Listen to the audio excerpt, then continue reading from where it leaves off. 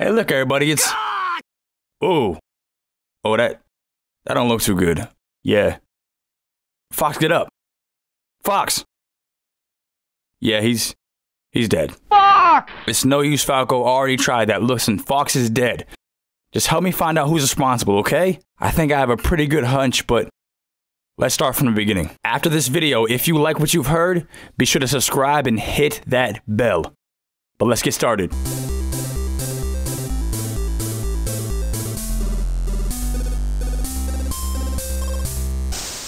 Created in 1993 by none other than Shigeru Miyamoto himself, Starfox was a railway shooter ahead of its time.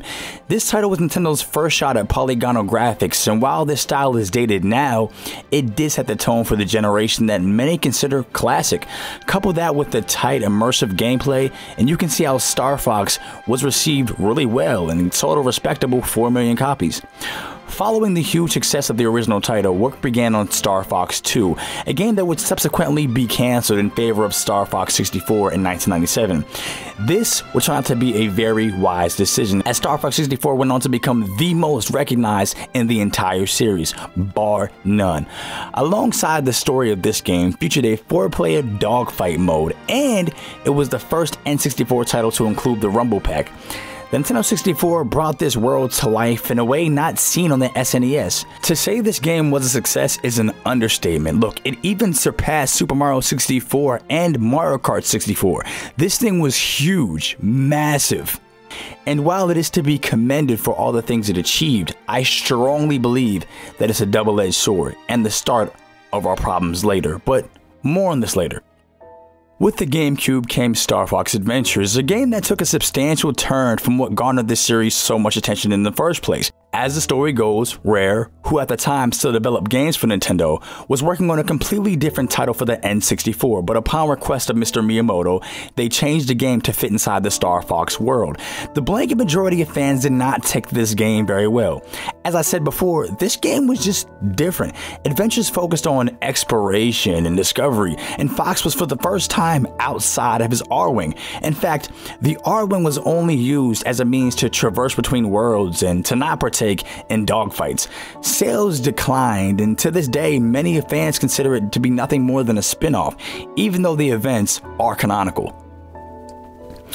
In 2004, it had appeared as if Nintendo had heard the ridicule surrounding the previous Star Fox title, and as a result answered back with Star Fox Assault, a game that puts emphasis back into dogfighting while still combining on-foot missions, even if albeit very poorly controlled on-foot missions. Seriously, the movement of this game was so stiff. Though they tried to appease the core with this title, and even though it resembled the first two in the series in some ways, Star Fox Assault saw worse sales than Adventure. And this is another title that I'll come back to, as I see it as the point of decline for the series. The point of descent, if you will, the downward parabola for all you math kids. In 2006, Nintendo released Star Fox Command for the Nintendo DS. If Assault was Nintendo meeting fans in the middle, Command was them fully going to the side of fans.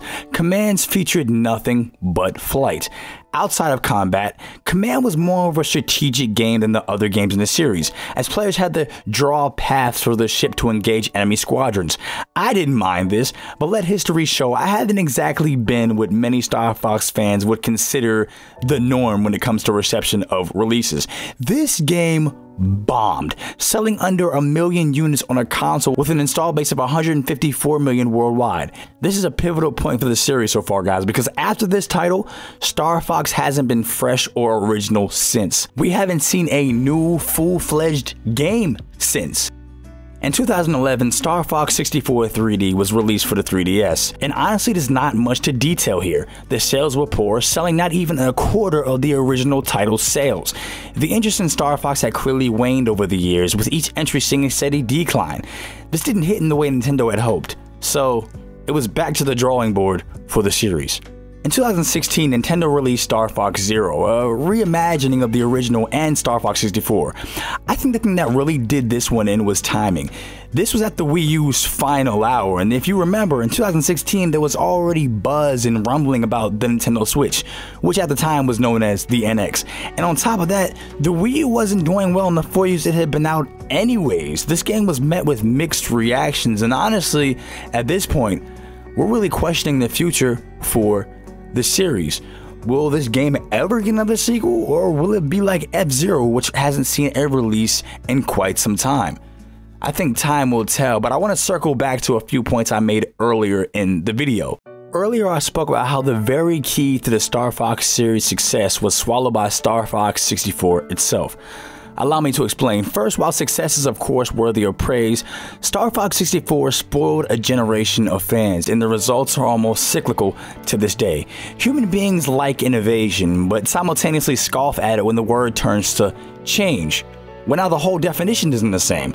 Throughout the story I just laid out to you, Nintendo tried to innovate by making changes. Games like Adventures, Assault, and Command were an attempt to bring something familiar to fans while making tweaks.